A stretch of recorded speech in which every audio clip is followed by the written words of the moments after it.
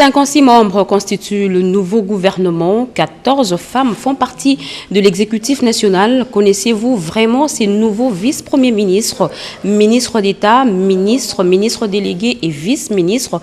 Eh bien, vous allez avoir une idée sur ce qu'ils sont réellement dans ce journal. 50 médiateurs seront bientôt largués dans les quartiers chauds pour remédier et empêcher les affrontements entre gangs et éradiquer le phénomène Koulouna. Une trouvaille de l'honorable Jean-Marie Loukoulasi qui met le boucher double pour faire face à ce phénomène. Voilà pour les titres, mesdames et messieurs. Bonsoir et très heureuse de vous retrouver à travers cette grande édition d'informations sur la chaîne nationale. 2 rapports sur le processus électoral présentés par le président de la CENI ont été adoptés à la plénière de ce jour à l'Assemblée nationale. Plusieurs autres points, comme la proposition de loi organique sur la réforme de la CENI de l'honorable Christophe Lutundula, ont été également débattus. Le résumé dans son reportage de Sylvie Moembo. 48 heures après l'exposé de l'économie générale de 2 rapports sur le processus électoral 2012-2019 et de 2019 à 2020 par le président de la Commission électorale nationale indépendante et après avoir pris en compte toutes les questions et observations soulevées par les députés nationaux, Corneille Nangaa est revenu à l'hémicycle du Palais du Peuple pour répondre aux élus nationaux. Ces rapports mettent l'accent sur le vote avec la machine à voter qui était une première expérience pour la République démocratique du Congo. La centrale électorale a rencontré beaucoup de difficultés des opérations des votes en passant par le dépouillement jusqu'à la publication. Corneille Nangaa a également axé son intervention sur la réforme de la loi électorale pour 2023. Sur base de ces arguments présentés à la représentation nationale, l'Assemblée plénière sur la conduite de son président Christophe Mbosoko Diapwanga a adopté les 2 rapports généraux de la CENI sur le processus électoral. Au vu du résultat de vote, l'Assemblée plénière approuve les conclusions de 2 rapports de la Commission électorale nationale indépendante. Les élus légitimes du peuple ont tout de suite après entamé le débat général de l'examen et vote de la proposition de loi organique sur la Commission électorale nationale indépendante du député national Christophe Lutundula qui vient d'être nommé vice-premier ministre au ministère des Affaires étrangères. Le dernier point était le débat sur la mise en place d'un comité temporaire et spécial sur la situation dans l'est du pays moyennant quelques amendements. Au cours de la même plénière, la commission politique, administrative et juridique a fait rapport sur le dossier des 7 suppléants appelés à remplacer 2 députés ayant opté pour des fonctions incompatibles avec les mandats des députés et 5 décédés. Il s'agit du député national Kassenga Malula en remplacement du député national Mbemba Kabuya Samuel de la circonscription électorale de Lukunga et du député national Iwolo Désiré, premier suppléant de feu Henri Thomas Lokondo. Dans ce mot des circonstances, le speaker de la Chambre basse du Parlement, Christophe Mbosoko Diapwanga, a remercié le chef de l'État, Félix Antoine Tshisekedi Tshilombo, pour la confiance placée à l'Assemblée nationale en mettant dans le gouvernement Samba Lukonde 23 députés nationaux. Vous avez appris hier la nomination du gouvernement Sama Lukonde. Qui sont-ils vraiment ces guerriers qui vont devoir relever plusieurs défis qui s'imposent à eux? Vous pouvez vous en faire une idée à travers cette présentation. Après 2 mois d'attente, le gouvernement Sama Lukonde est enfin là. Il est composé de 56 membres, dont 14 femmes, 4 vice-premiers ministres, F. Bazaïba à l'environnement, Daniel Asselo Okito à l'intérieur et sécurité, Christophe Lutundula Pala. Ce dernier fut vice-premier ministre des hydrocarbures, ancien premier vice-président de l'Assemblée nationale. Juriste de formation, il est l'un des rédacteurs de la Constitution de la République. Jean-Pierre Liaou Eboua, l'élu de la circonscription de Bumba à la fonction publique. 9 ministres d'État, dont Rose Mutombo à la justice. Elle est juriste de formation, magistrate de carrière, avocate générale près le parquet général de la République, près le Conseil d'État. Guizaro Alexis aux infrastructures, Adel Kainda, la doyenne des députés nationaux avec 5 mandats, s'en va au portefeuille. Christian Mwando au plan et Mebo Jisongara au budget. Pius Mwabilou conserve son poste à l'urbanisme. François Roubota fait son entrée au développement rural. Eustache Mwandi Mumbembe quitte les ressources hydrauliques pour les petites et moyennes entreprises. Guy Luando Mboyo arrive à l'aménagement du territoire. 32 ministres, dont Jean-Marie Kalumba, nommé patron de l'économie nationale, licencié en sciences économiques, département de l'économie pure, option économie monétaire internationale à l'UNIKIN. Nicolas Kazadi, c'est lui le nouvel argentier national. Il est le fruit de l'École nationale de l'administration en France, titulaire d'un diplôme de 3e cycle en économie en 1990 à l'université Paris 1, Panthéon-Sorbonne. Gilbert Kabanda Kourenga s'en va à la défense nationale. Un médecin et général à la retraite, militaire aguerri, il connaît bien l'armée pour l'avoir servi pendant plus de 40 ans.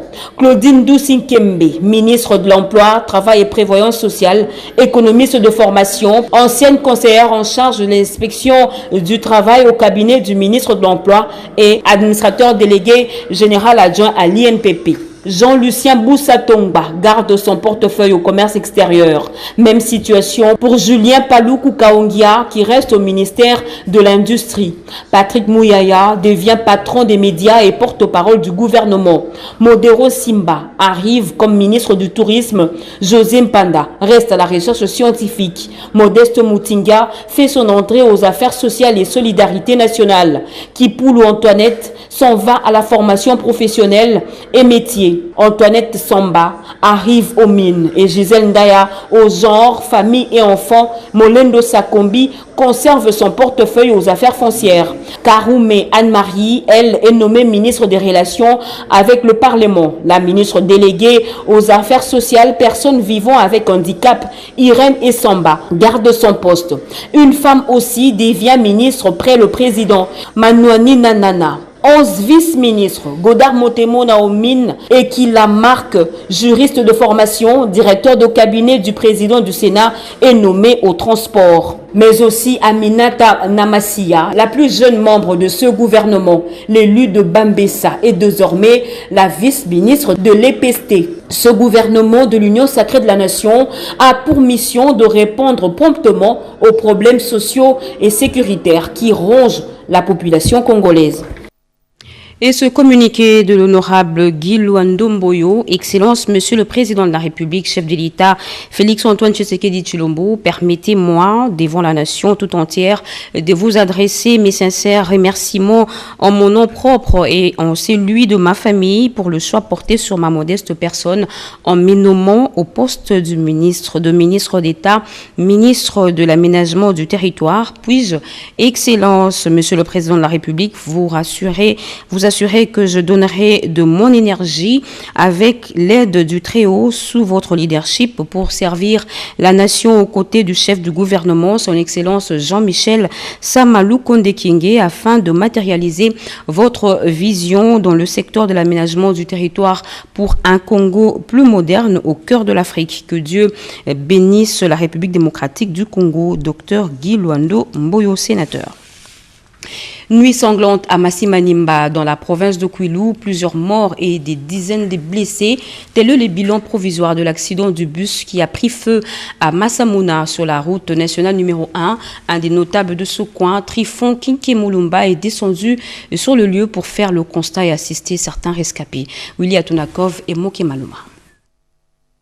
4 jours après les graves accidents de circulation survenus jeudi 8 avril 2021 sur la nationale numéro 1, tronçon situé entre les localités d'Embeko et Kiwawa, en territoire de Massimanimba dans la province du Kwilu, à quelques 350 km de la capitale, le bilan définitif officiel est très lourd. Il y a eu plus ou moins 50 morts calcinés. Nous nous sommes débrouillés, on a fait le nécessaire pour les enterrer, mais quand même il y a eu quelques rescapés. Alors parmi les rescapés, il y a ceux-là qui étaient grièvement blessés, brûlés d'ailleurs. Une partie était rapatriée à Kinshasa, plus de 6 personnes. Et parmi ceux-là, il y a eu un décès. Sur place ici, nous avons 2 sites à l'hôpital général de référence de Massimanimba. Là, on avait interné 17 patients. Et à Massamouna, il y avait encore 17. Nous avons été débordés du nombre de victimes. Nous sommes confrontés à des situations pareilles presque chaque mois. Notre hôpital n'a pas une salle d'opération digne de ce nom qui pouvait prendre suffisamment en charge ces cas. Nous n'avons pas de morgue, pas de scanner, nous n'avons pas un laboratoire de biochimie avancé en ce jour.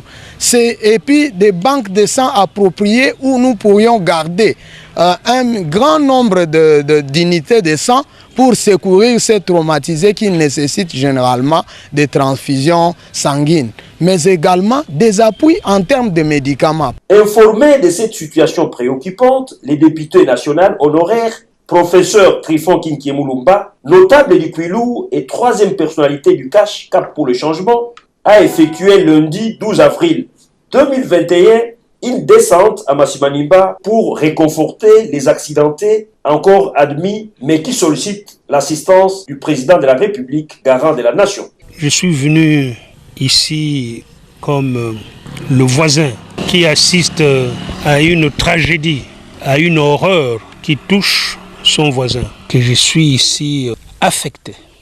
C'est vraiment inacceptable. Ça appelle de la responsabilité au niveau des dirigeants. Avant de quitter Masimanimba ce mardi 13 avril 2021, professeur Trifon Kinkiemulumba et sa délégation ont promis de faire rapport acquis des droits pour des solutions idoines urgentes en faveur de ses compatriotes, parmi lesquels les vendeurs ambulants venus de différentes provinces telles que l'espace Grand Équateur et le Grand Kasaï. Et justement, en rapport avec cet accident, certains rescapés internés à l'hôpital secondaire de Masimanimba éprouvent des difficultés pour honorer leurs factures. Ils ont lancé un cri d'alarme pour qu'on leur vienne en aide. Ils sont au micro de nos reporters. Que les autorités compétentes puissent prendre des mesures nécessaires et urgentes pour nous venir en aide. Que le bus ne transporte plus les marchandises. Nous avons tout perdu, mais nous voulons rentrer chez nous dans nos milieux d'origine. Que les autorités œuvrent pour nous libérer de cette souffrance afin que nous puissions être sauvés. Nous étions au nombre de 110 passagers avec des boissons alcooliques, des huiles de palme, les chèvres, les cochons et autres marchandises. Les conducteurs ajoutaient parfois d'autres passagers en cours de route.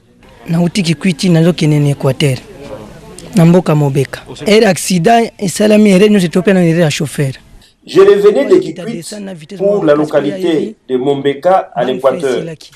C'était la faute du conducteur parce que le bus avait une panne de frein et il roulait sur la descente à vive allure. Dieu merci, nous sommes tous rescapés, ma femme et mes 2 enfants. On manque de frais de transport pour quitter ici à Massamuna pour regagner l'Équateur par bateau via Kinshasa. Nous avons ici l'enfant ici, elle est toute seule comme ça. Elle ne sait pas parler ni le français, ni le lingala, ni le kikongo. Elle parle à Chiluba, nous on ne connaît pas le Chiluba. On essaye seulement de la soigner comme ça. Elle est toute seule. Elle était venue avec sa tante. Sa tante était calcinée. Jusque-là, on a vu le gouverneur qui était passé les samedis.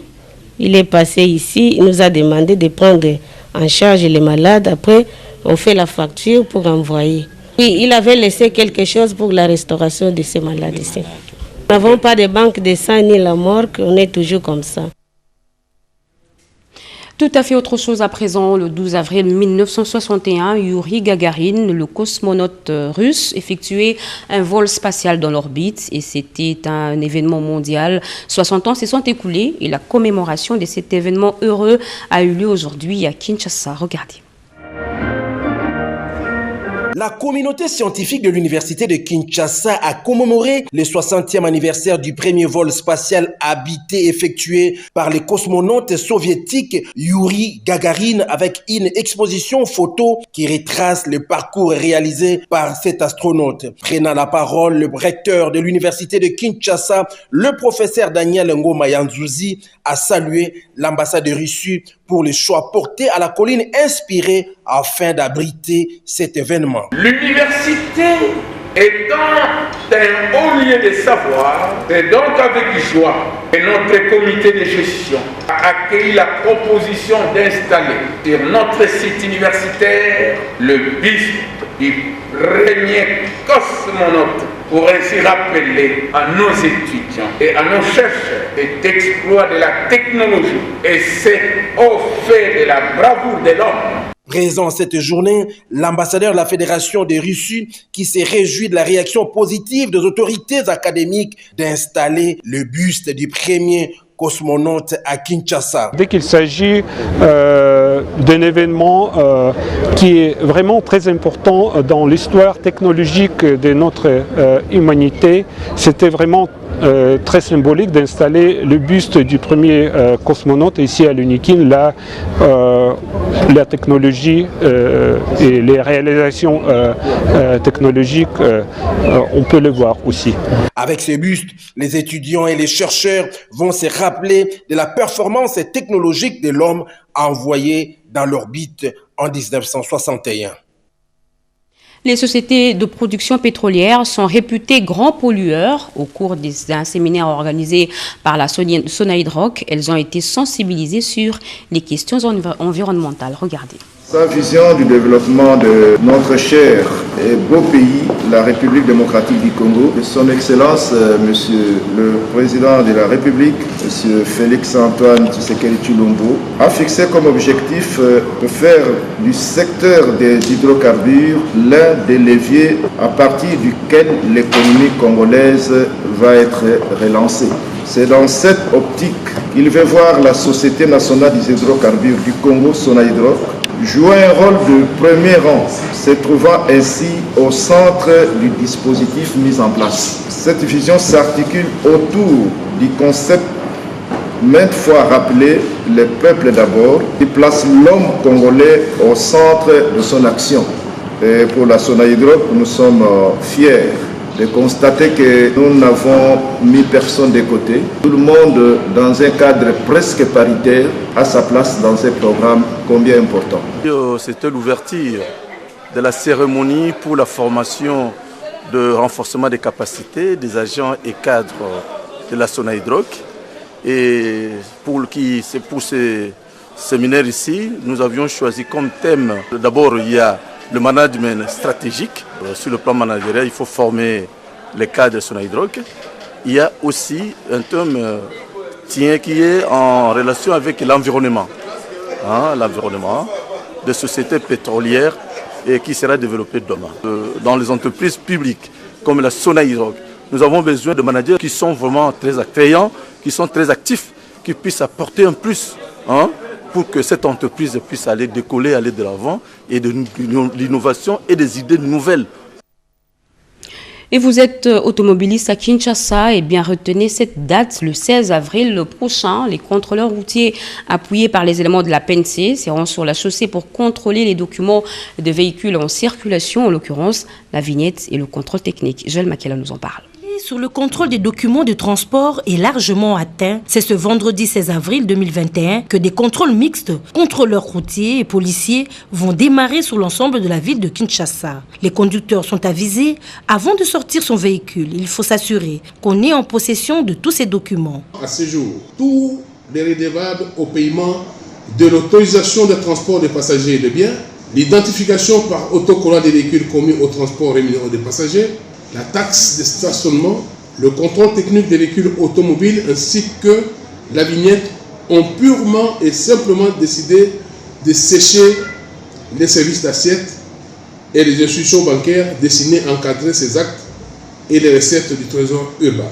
Face à cette situation déplorable, le ministère provincial de transport et voies de communication va déployer dès ce vendredi 16 avril 2021 ces contrôleurs routiers appuyés par les équipes de la police nationale congolaise pour interpeller tout conducteur dont le véhicule sera trouvé sans le document susvisé. Par la même occasion, j'invite pour la énième fois les conducteurs de véhicules commis au transport rémunéré des passagers à mettre un terme aux pratiques de sectionnement d'itinéraires communément appelés demi-terrain et autres sola biens qui font souffrir la population. En ce qui concerne particulièrement les conducteurs de taxibus, IAS et 207, je déplore une nouvelle pratique appelée chambre-salon, qui fait que ces derniers s'enferment toute la journée dans la cabine du chauffeur et refusent d'ouvrir les portières face à toute réquisition des services de l'État. Tout conducteur qui se délivre à cette pratique subira également la rigueur de la loi. Nous exigeons que le gouvernement nous offre des routes dignes de ce nom, mais pour cela, nous devons nous acquitter des taxes routières. L'investissement des capitaux frais, l'apport financier de la diaspora font d'elle un maillon important du développement de la République démocratique du Congo. Eh bien, une conférence a été organisée à Kinshasa, a tablé sur la question et a relevé plusieurs réalités. Cédric Enina. D'après les statistiques récentes de la Banque mondiale, l'on comptabilise en moyenne 520 milliards de dollars américains transférés dans le monde, dont 8 milliards de la France vers l'Afrique, en termes d'apport de la diaspora d'origine africaine. Une vue partielle de l'immense contribution de ces Africains d'ailleurs dans le développement du continent noir. Alors, la diaspora congolaise serait-elle ses partenaires en mouvement, prêts à investir et s'investir dans le projet de développement? La conférence initiée par Change Asbel a lancé une réflexion qui est partie d'une question centrale faisant office de thème: comment optimiser les initiatives de développement de la diaspora en RDC. Une activité interactive qui a vu un foisonnement des idées dans le but de sensibiliser ces Congolais de l'étranger à investir chez eux. Il y a eu des échanges très riches, il y a eu des pistes de solutions, c'est ça qui est intéressant. C'est bien de critiquer, mais il faut apporter aussi des pistes de solutions. Et aujourd'hui, ça a été très très riche et on est motivés. Les jeunes aujourd'hui qui m'ont accompagné ont compris le rôle qu'ils pourraient avoir et on a compris que c'est juste en créant une connexion avec des Congolais. Donc les gens de l'extérieur et les gens de l'intérieur doivent absolument collaborer ensemble pour donner des outils justement à tous les acteurs de développement pour que ce pays puisse se développer et s'améliorer. Des discussions en panel qui ont permis aux représentants de la société civile, des organisations non gouvernementales, mais aussi à un échantillon représentatif de la diaspora d'établir ces ponts pour accorder une plus grande place à l'investissement privé pour réduire l'écart des inégalités sociales. Des médiateurs pairs entre gangs des Koulouna, la G24 s'emploie à réduire sensiblement la délinquance juvénile par cette méthode. L'honorable Jean-Marie Loukoulessi a assisté cet avant-midi à la signature des contrats de nouveaux groupes des médiateurs anciens Koulouna. Regardez. Kaouka est un quartier pilote dans la mise en œuvre de cette méthode des médiateurs triés parmi les anciens Koulouna pour juguler les violences urbaines. Ce mardi, un deuxième groupe des médiateurs a signé son contrat. Ils ont pour tâche d'anticiper les affrontements entre gangs par une mission de conciliation. S'ils ne réussissent pas à étouffer ces intentions d'affrontement, les médiateurs disposent d'un numéro qui leur permette de joindre rapidement les services de sécurité pour des mesures appropriées. Le travail n'est pas bénévole. Ces médiateurs sont employés du mois et bancarisés. Un avantage qui leur offre la possibilité d'obtenir des crédits bancaires en vue d'activités qui génèrent plus de revenus. L'honorable Jean-Marie Loukoulessi Massamba, initiateur de ce processus d'identification volontaire et réinsertion des Koulouna qui bénéficie d'un soutien ferme du président de la République Félix-Antoine Tshisekedi Tshilombo, tient mordicus à mener le bateau à bon port. Il vient de terminer leur formation. Donc ils sont au nombre de 50. Ils seront dans les différents quartiers comme médiateurs. Leur rôle, c'est la prévention. Prévenir au cas où il y a des troubles dans les différents quartiers qui puissent être là pour éviter ça. Et ils seront en contact permanent avec la police. J'ai essayé de discuter avec le général Kassongo. À chaque fois, on mettra un lieu de leur bureau pour au cas où il y a un petit souci, qu'ils appellent le bureau, un central, pour qu'on prévienne la police qui vient. Ils seront équipés des Motorola et de motocyclistes. Leur rôle capital, c'est la prévention et travailler en parfaite collaboration avec la police. Au cas où il y a un débordement, ils appellent directement la police. Voilà. Le coordonnateur de ce projet, Luxon Moubimba, en explique bien le contour. Alors la zone pilote est la commune de Kalamou. Donc ce que nous allons faire, c'est que nous allons répartir en groupe de 10 par quartier, donc un numéro médiation.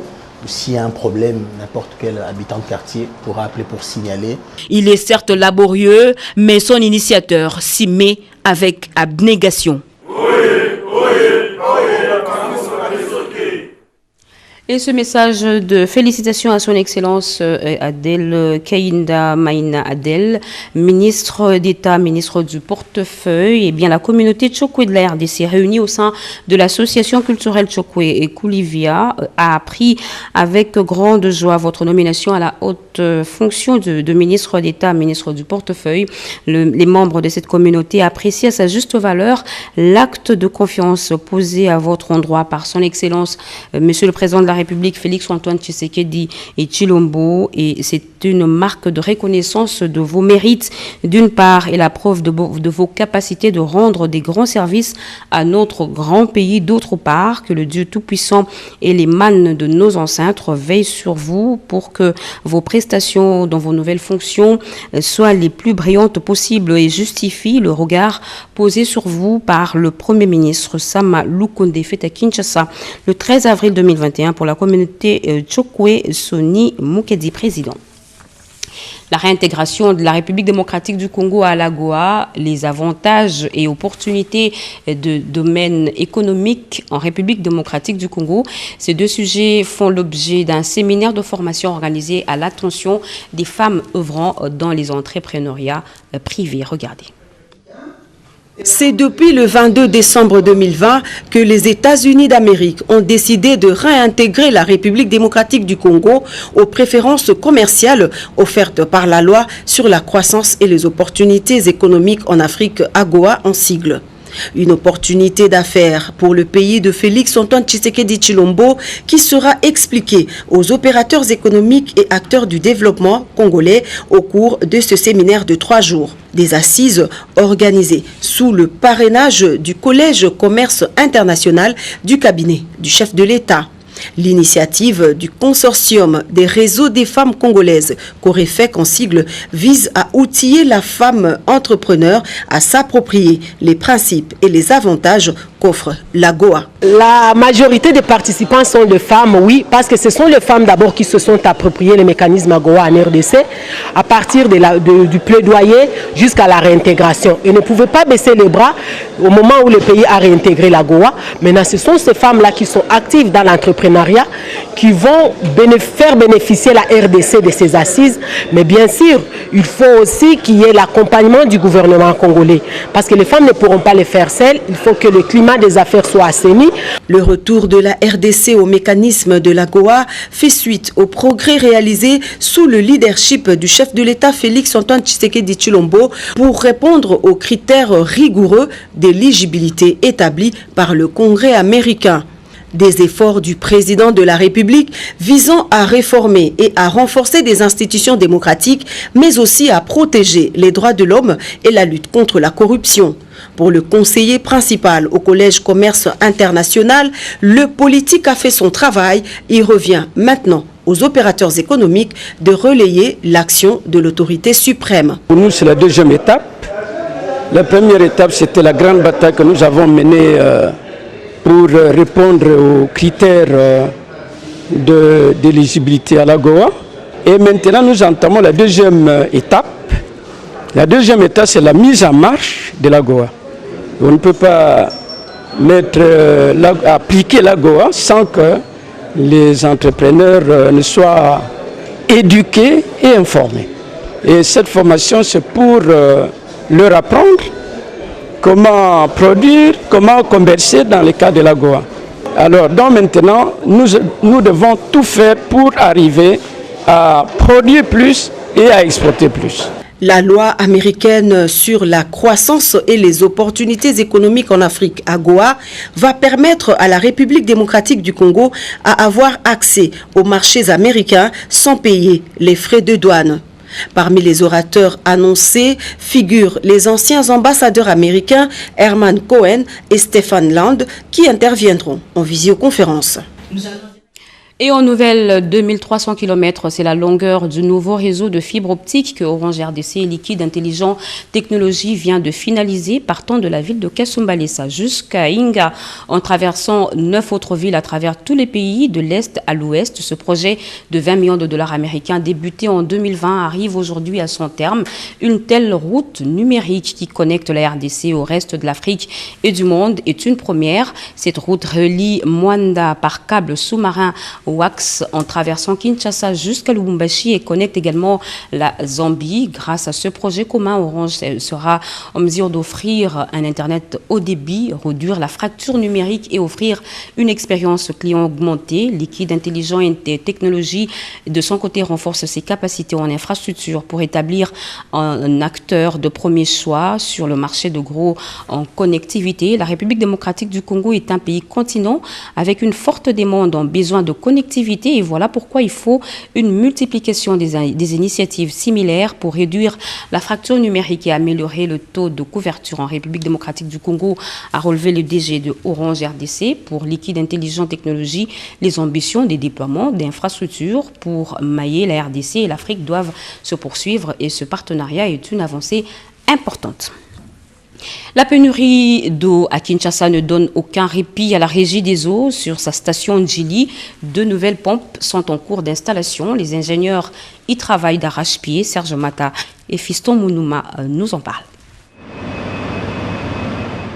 Nous sommes à l'usine de captage d'eau brute d'Ndjili. Ici, sur ce site de la Régie des eaux, les travaux avancent normalement bien. Les techniciens de la société Safricas Esperel s'activent et travaillent d'arrache-pied pour remplacer et installer des nouvelles pompes modernes sur 4 de plus de 3000 m3 acquises. Ce financement du programme d'urgence des 100 premiers jours du chef de l'État Félix Antoine Tshisekedi Tshilombo. Il s'agit des nouveaux équipements devant au maximum amener et envoyer de l'eau nécessaire à l'usine de traitement d'eau potable d'Ndjili, située à Limete. Des opérations minutieuses avec plusieurs phases dont le génie civil, la mécanique et autres. Une avancée qui satisfait les autorités, la régie des distributions d'eau potable.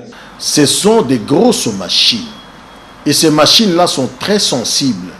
Tout est en train d'être fait pour que, au plus tard, avant la fin du mois de mai, c'est-à-dire dès le mois prochain, ces machines vont rentrer en service de manière à ce que elle puisse envoyer le maximum d'eau brute à l'usine de Ndjili pour que l'usine de Ndjili atteigne sa capacité de traitement de 330 000 m3 jour. Entre-temps, certains travaux de maintenance préventive pour réduire les pannes des anciennes pompes à eau continuent de s'effectuer dans d'autres salles de l'usine. Par ailleurs, les mines de protection et de clôture du dessableur de cette même usine de captage d'eau brute d'Ndjili est en train d'être relevée et rehaussée par la société chinoise CGCD pour protéger et sécuriser les points de captage et les collecteurs. L'enjeu, la bonne gestion des risques d'inondation et la lutte contre les crues lorsque celles-ci se présentent. Cela est donc le fruit d'une prévision hydrologique indispensable au bon fonctionnement de ces sites. Kinshasa touristique, la ville a certes du potentiel. Une mission pilote du contrôle des conditions d'exploitation des unités touristiques de la commune de Limete a été lancée par le ministre provincial en charge du secteur, Luzen Tsakala Malassa. Nous en dit plus. Cette opération de contrôle lancée par le ministre provincial de la décentralisation, tourisme et aménagement de la ville de Kinshasa, Didier Tengetelito, vise à améliorer la qualité des unités touristiques de la capitale Kinshasa en général et celle de la commune de Limete en particulier. En clair, il s'agit d'améliorer la qualité des services des 3000 unités touristiques. Les établissements d'hébergement, restauration, des sites touristiques, des agences de voyage et tourisme, des musées, des parcs animaliers et botaniques ainsi que des monuments. Et au finish, en faire un secteur créateur de richesses et d'emplois, surtout pour les femmes et les jeunes, dans le respect de l'environnement et de la diversité culturelle. Pour exploiter toutes ces ressources au bénéfice de la population quinoise, en particulier et congolaise en général, son Excellence, Monsieur le gouverneur de la ville de Kinshasa, Monsieur Gentini Gobilambaka, a fixé une vision dans le programme du gouvernement de la ville de Kinshasa 2019-2023, dit programme Kinshasa Bopeto. Nous avons conçu une feuille de route que nous appelons les 14 axes prioritaires de la politique de développement du tourisme dans la ville de Kinshasa. Ces 14 axes sont la définition du concept touristique, la digitalisation du secteur du tourisme, la mise en place d'un cadre de concertation entre le ministère provincial du tourisme et les opérateurs économiques du secteur. Lancée officiellement dans la commune pilote de Limete, cette opération de contrôle va s'étendre à travers toute la capitale Kinshasa. Et ce communiqué, avant de boucler complètement ce journal, la famille biologique de feu Monseigneur Gérard Mulumba Kalemba, évêque émérite du diocèse de Mouika et ancien chef de la maison civile du chef de l'État, Félix-Antoine Tshisekedi Tshilombo, annonce à l'opinion tant nationale qu'internationale la commémoration du premier anniversaire de son décès ce jeudi 15 avril 2021 à Kinshasa, la capitale de la République démocratique du Congo. Sur ce, la famille tiendra en marge de cette commémoration des activités phares, notamment une messe d'action de grâce en la cathédrale Notre-Dame du Congo ce jeudi 15 avril 2021 à 13h juste. L'exposition photo et reliques de l'illustre disparu de 15h30 à 19h juste à l'espace Mafraland en face de Sophie D dans la commune de la Gombe, ainsi qu'une projection vidéo avec la dernière interview accordée par le prélat catholique quelque temps avant sa mort. Pour tout contact 081 166 94 00 09 98 33 82 18 pour la famille Mulumba Kalambay. Clotilde Kapinga ou à Mulumba sont sa sœur cadet. Fin de ce journal, mesdames et messieurs, merci de l'avoir suivi. Merci à vous qui nous suivez à Massimanimba et partout ailleurs sur satellite. Vous êtes sur la RTNC. L'actualité continue sur nos antennes. Grand sera pour nous le plaisir de vous retrouver mardi prochain, Inch'Allah, sur la même chaîne et à la même heure. Très bonne suite de programme sur la chaîne nationale. Au revoir.